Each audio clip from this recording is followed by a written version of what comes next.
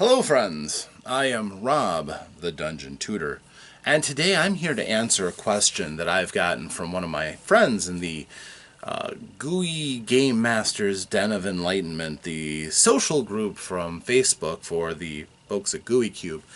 A lot of really creative people there, and I reached out to them for some topics, for videos, for Dungeon Tutor, figuring if they have questions, other people would probably also have these questions. And one of the ones that came up that I knew I was going to have to answer eventually was, I love to see how other game masters organize and prepare. How do you go about it? This came from Austin. And I've been enjoying Austin's posts that he's been making and comments and things. So I felt it was due that I make this response. And, well, here goes. Okay, this is going to be a twofer because I'm not only going to show you how I prepare, but I'm also going to show you how another game master has prepared. And this is going to be opposite ends of the spectrum. I'll be completely honest with you on this. Okay, so how do I prepare? There's two things that I start with when I prepare as a game master. And I'm going to presume that you're talking about starting a campaign. Also, this will include elements of running the game too. So, how do I prepare? Now, I will say this first of all. This is somewhat confessional because I'll be honest with you. I'm not the greatest game master in the world. I'm very good at what I do, and I can be very entertaining. But I know that I have a lot of bad habits. I fall heavily on my improvisational skills, which are pretty good, I think. I've never had any complaints. But if I had to do it all and I had ample amounts of time, I would do things a bit differently. But this is how I do it, and that's what you asked for. So, how do I do it? I need two things. I need a book, a notebook. I've got copious amounts of notebooks. That's important. I find that having the clean white paper to add your ideas into draws them out of your head and into the book. It's for me essential to start with a new one unless I'm really drilling down on something. This is my campaign notebook for my group that just got finished with The Darkest Dream. And I'll show you a few details from there. But that's the first thing. The second thing is an idea. That seems silly, but quite honestly, it fits in with my game structure of campaign should be based around a theme. Sometimes that's going to be provided with you if you're doing a pre-generated adventure, but if you're not, and I usually don't, you really want to have a central focus, something that you can keep bouncing back to and thinking to yourself, how does this serve my story? If you don't have an idea of that sort, you're just going to have a vague sandbox that your players might enjoy very much. But I find that a sharper focus and a more narrative drive to the game does help everybody to enjoy themselves by giving a vector to the story, having it start from somewhere and go in a direction. It doesn't necessarily have to be the direction you're going to end up going by the time it's over with, but it's a direction. Something should be happening. Something should be acting on the characters to make them want to do things in your world. So, notebook, very first one. The very first campaign that we ran was a Ghostbusters campaign from West End Games, 1986. Fun little game, very rules light for the time. Also had some very interesting mechanics to it. It has since then become kind of one of my favorites, honestly. It's so easy to play, and I think players generally love the idea of just being Ghostbusters and doing cool things. So, what I did was, I took the very first page and I put down my first thoughts. The header, Ghostbusters. No idea for what I was going to call the story in the end. It ended up being called The Old Fashioned, and I've run this at Gamehole Con too, so that's where the idea came from, is this piece of paper here that I just showed you. So, story beat, first thing. Establish the Fond du Lac chapter of Ghostbusters. Yes, I said it in my hometown. Why not? Technically not my hometown, but it's where I live, so it's okay. So why did I do this? It was important for me to do this because most of the people who game at my table are from live in Fond du Lac. So it doesn't take a great deal to capture their imagination. If I say that they're going to go up Western Avenue, across Division, and say, go to a local bar. I really haven't pub crawled in a while. Say they go to Slim and Chubby's. So it is a bar. They know where that is. They can visualize that without me having to break out maps. So it was actually, again, the lazy GM's way of doing it. Setting it in your hometown means that everybody kind of has an idea of where stuff is. The only person who might have been possibly left behind would have been the youngster who games with us. And I was able to be vague enough that everyone kind of knew where they were and had an idea of where things were taking place. So I didn't go into too many specifics for this. So that's what the story was, to give them a start. So I had a vector. They started a franchise for the Ghostbusters. That was their starting point, and they wanted to find a ghost to bust. Hey, what do you know? So then we have the foe, the adversary in the story.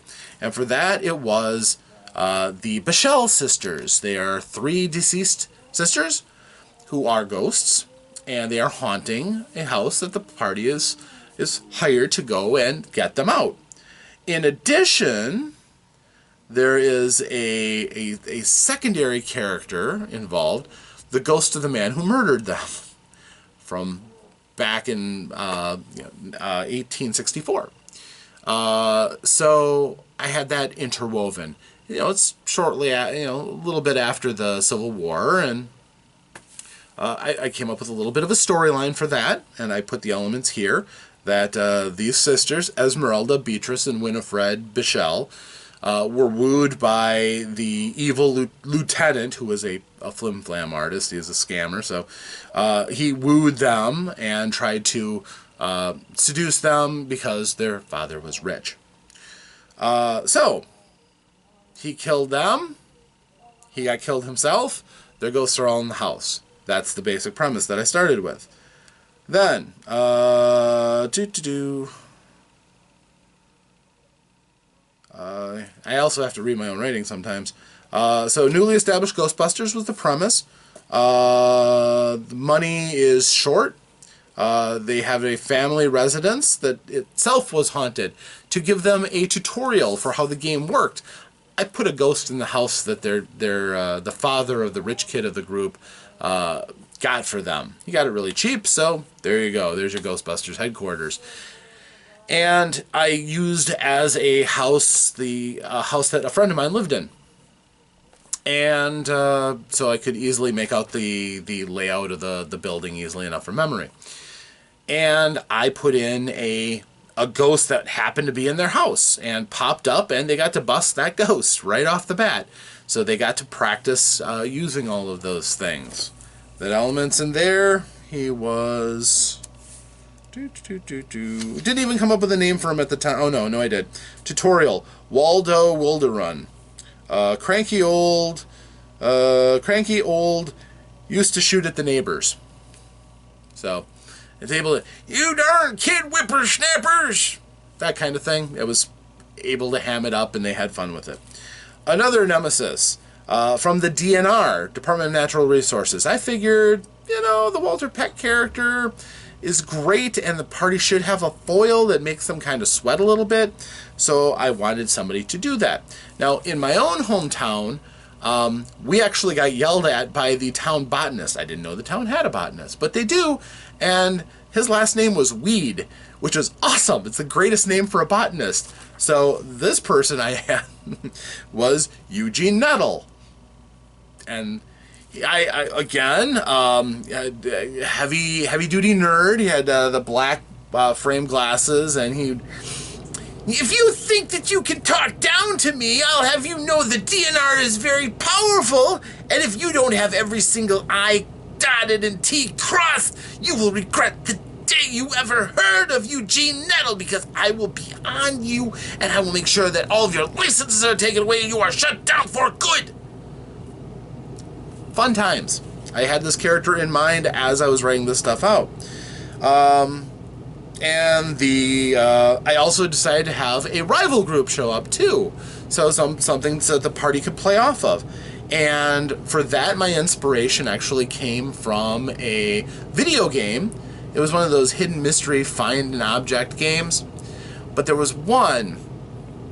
It had a group of ghost hunters, and one of the characters' names, the lead for the group, was called Jack Talon, and he was so over the top and ridiculous. I loved him. I'm a skeptic, so I'm usually just roll my eyes at ghost hunters, but he walks into the place and he's like, "Come at me, ghosts!" I thought it was so hilarious and so over the top. So I gender reversed that, and I came up with Cassie Stone. And she's a tough gal who, she's cute, so she's marketable, so they can take... Because I figured if actual ghosts started appearing, you wouldn't have ghost hunters in the same way that would run around with their little speaking spells and their spirit boxes and things like that. No! They have camcorders, and they would try to have interactions even if they couldn't trap the ghosts. They might try other things, but they'd get TV time for this. So they were the Ghost Badgers, Wisconsin Badgers, it worked. And Cassie was there, and I had their crew. And that was all the NPCs I really needed until I had the person who hired them.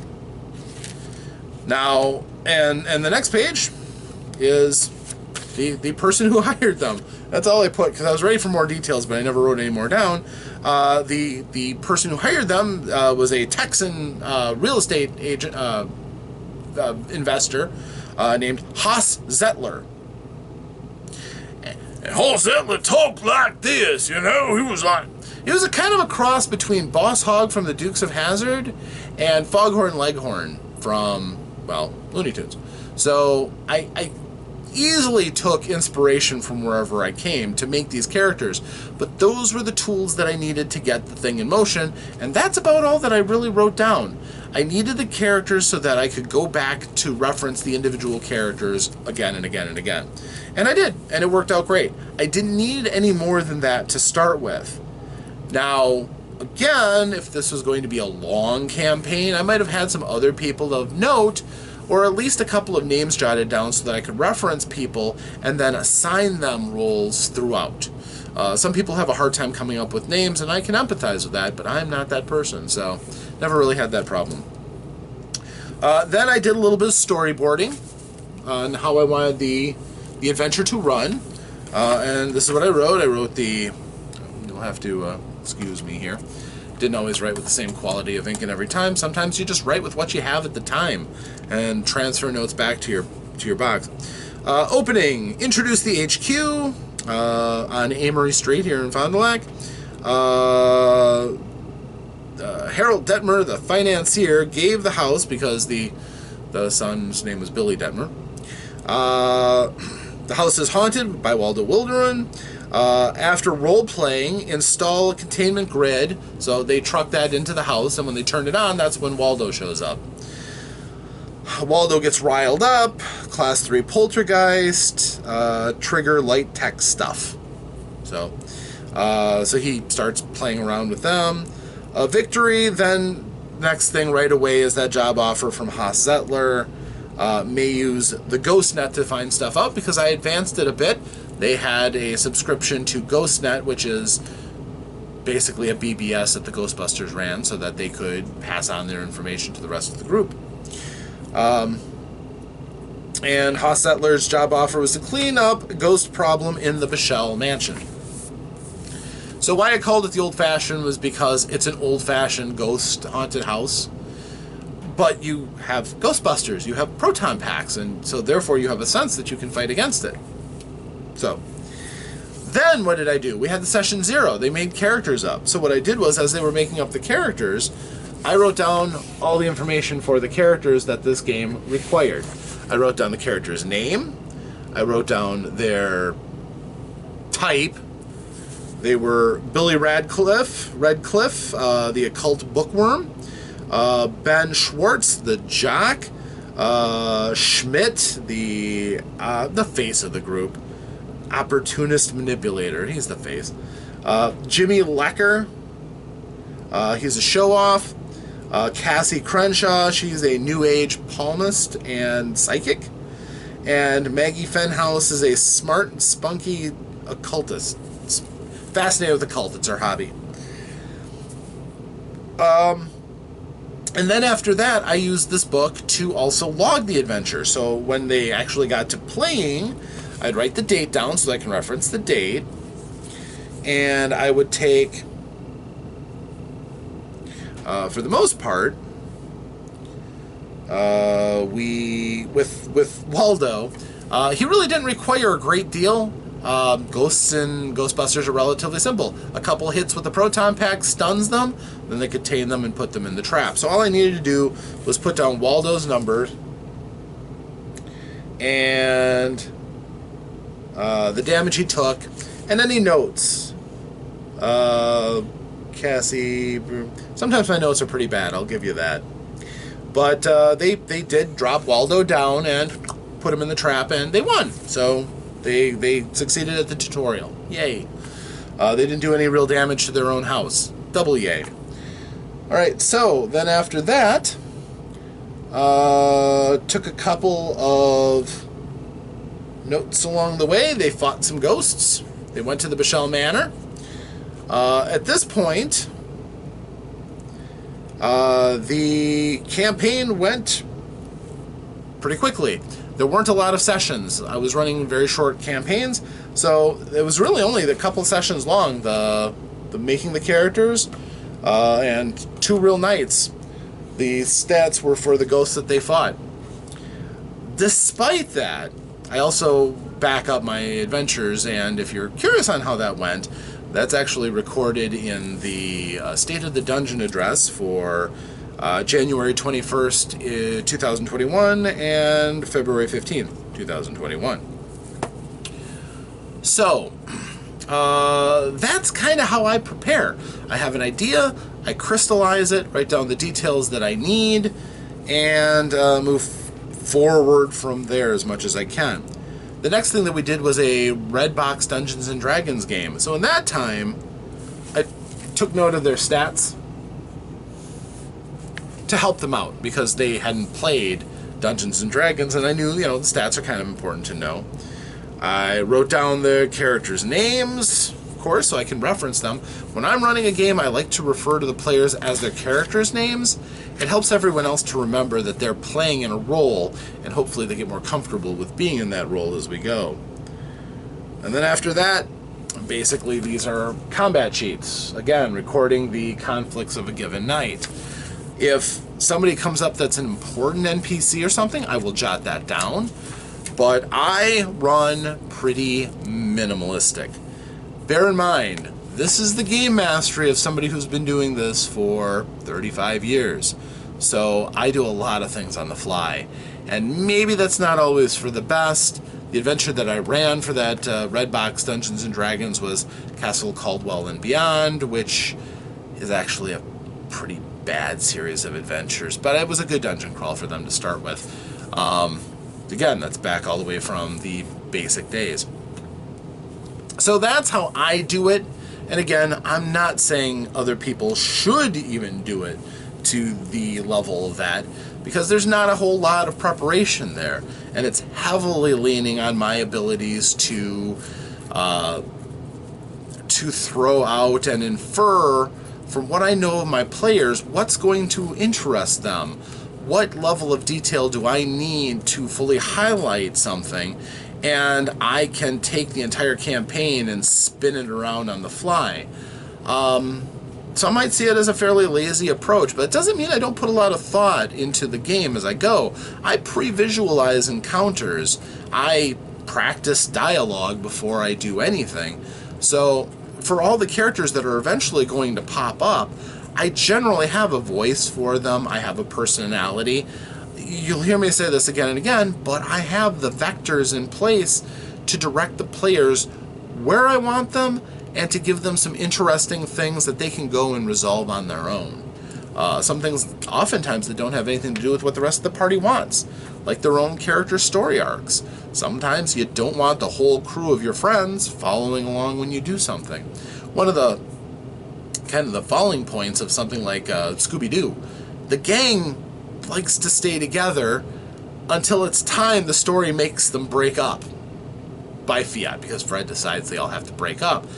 But it's not to pursue their own interests, it's because they have to break up this part of the story. It's how it runs. So I like to have people break off because nobody wants to be with their friends 24/7. It's just how it goes. Eventually the characters are going to be strong enough that they might not die of cold just by going out the door by themselves.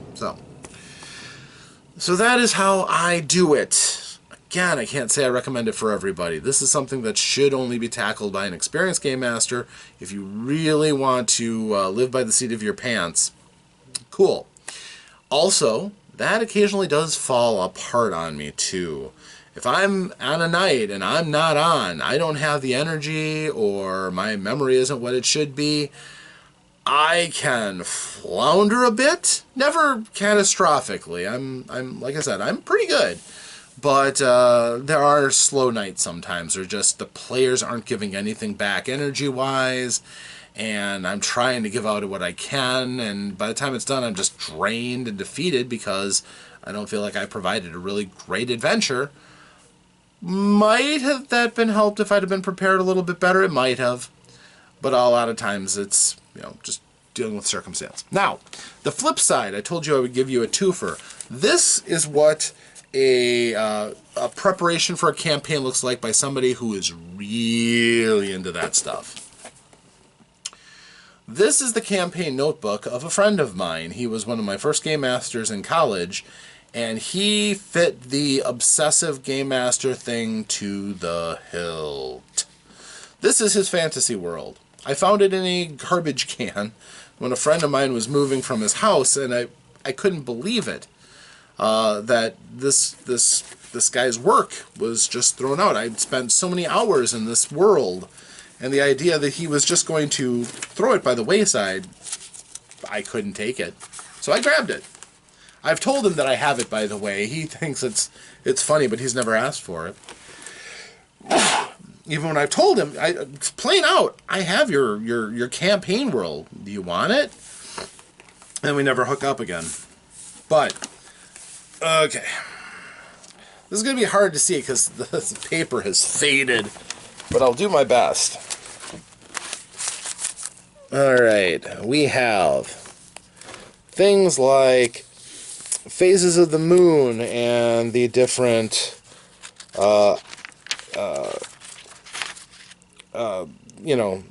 astrological configurations, weather patterns for the world.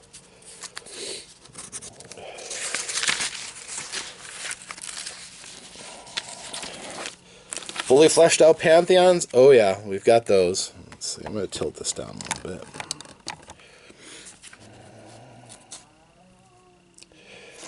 Various locations of note on the different land masses. All these handwritten. As I said, obsessively. We have a full map. Corpani. Darkanos, country and a series of countries in Corpani. Crests, details about the kingdom, or barony, or what have you. He even went so far as to lay out maps of the various guardhouses and inns.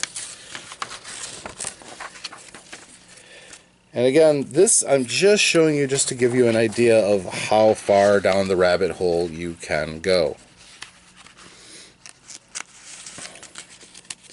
And he preferred, I don't know why, he preferred to do a lot of his mapping on whatever was at hand.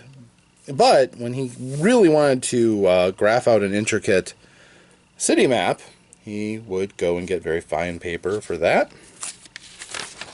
And so most of his big cities are laid out with a variety of interesting points. Skipping ahead a little bit. Again, many more locations.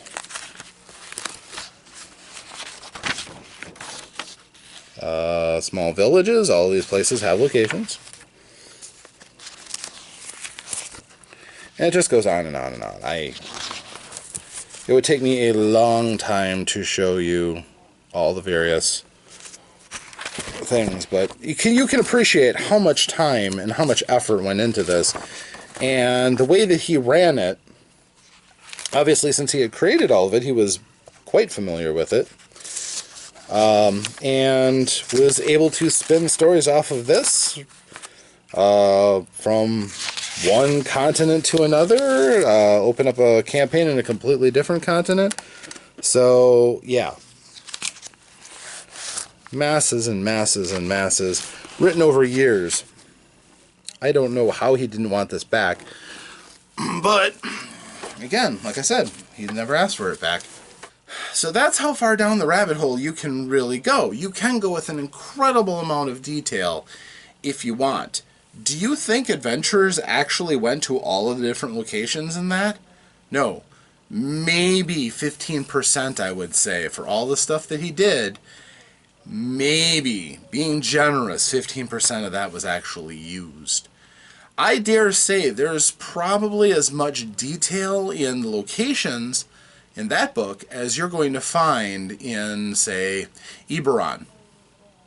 Not taking all of the campaigns alone, but for all that he laid out, all that he mapped out, that's a world. That's a pretty impressively sized world with a history, with pantheons, with different cultures, different languages and dialects were in there. Weather patterns and biomes were all, laid out pretty intelligently. It was a very believable, living, breathing world when he was running his games. And I've never run anything off of that myself, as it stayed tucked away. Again, someday I hope he wants it back.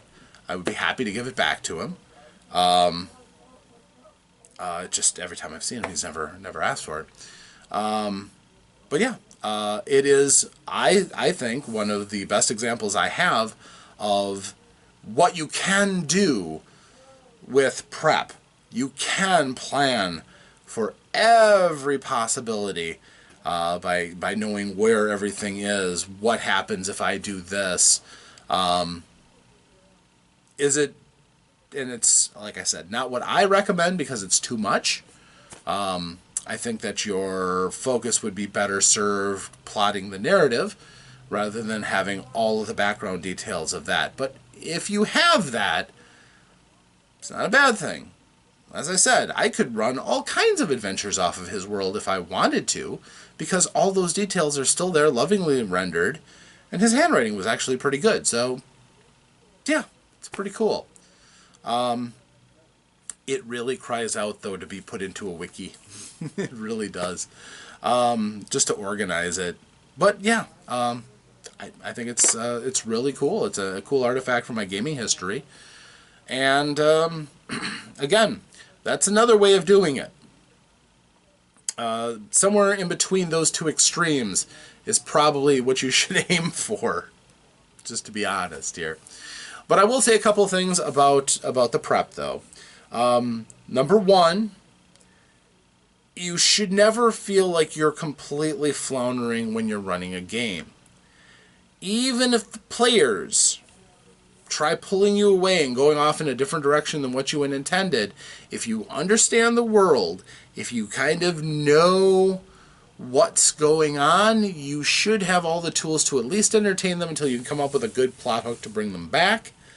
Or the session can end and you can figure out what direction to go in next. It may take a lot of work for groups that really want to think outside of your storyline that much, but it's doable, as long as you realize the world they're in and what they're going to do. The second thing, make sure you understand the characters. And if you can, if you have the luxury of preparation, understand your players.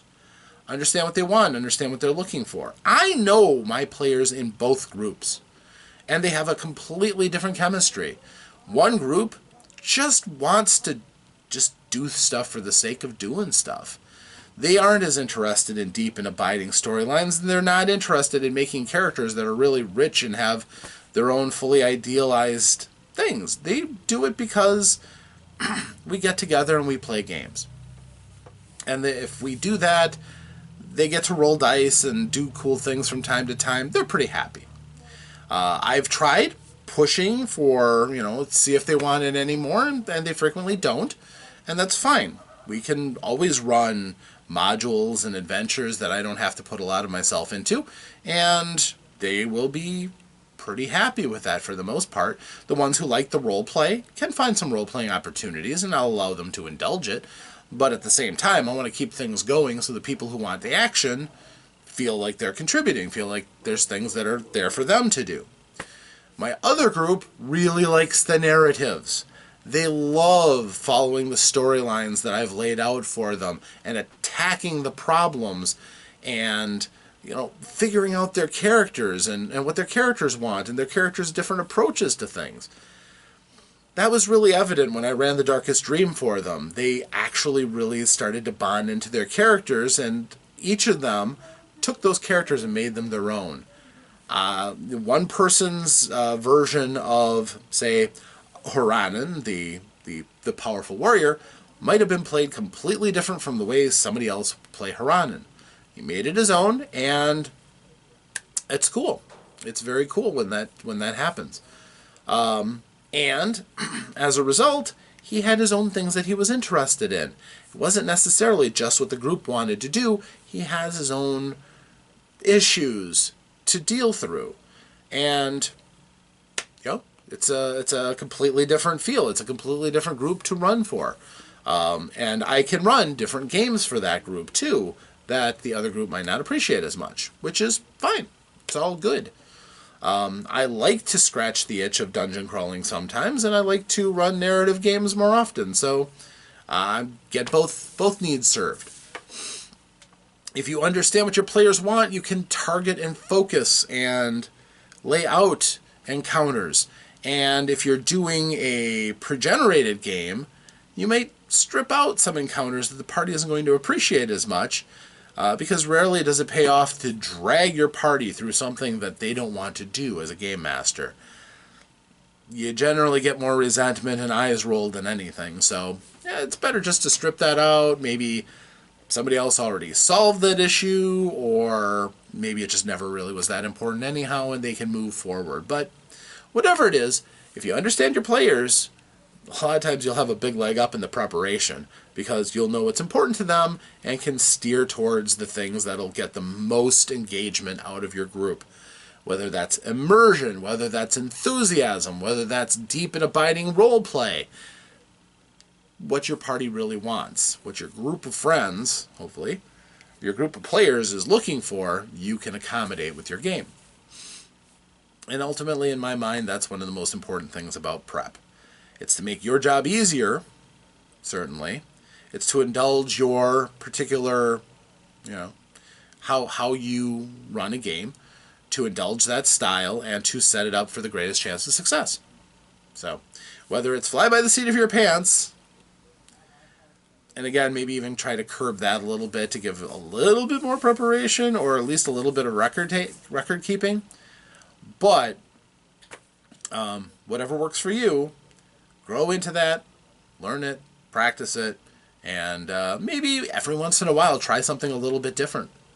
When I did when I wrote the adventure I did, Strangely Gooey Holiday, it forced me to take a look at how gaming preparation takes place and put myself in a different space than the fly by the seat of your pants. If I go and I run my adventure, I'd have to do it a bit differently. I'd have to run it more like I did The Darkest Dream, because it demands a bit more preparation. And for that, if you're interested in how that works, that you can find in my masterclass series under the Dungeon Tutor for running The Darkest Dream. And I will continue on after The Darkest Dream with other adventures and show different tips and tricks on how to run those kind of games. So if you're interested in how a difference from running, say, Keep on the Borderlands might be from running The Darkest Dream, stay tuned. I got a lot of videos yet to make. So hopefully this helps. It's a tricky topic because it's so individual in its response and what is right for each person. But I hope it's got you thinking about what you can do to prepare yourself. Maybe you came away with a few tips and tricks, or maybe some inspiration that'll help you out. I certainly hope so, because ultimately, this is all about trying to help you to be the best game master, player that you can be. And quite honestly, this is definitely one of those things that everybody runs up against at some point. How do I prepare? How do other people prepare? And how can that help me? So, until next time, my friends, I am Rob, the Dungeon Tutor. And this has been another session, successfully completed. Until that next time, farewell.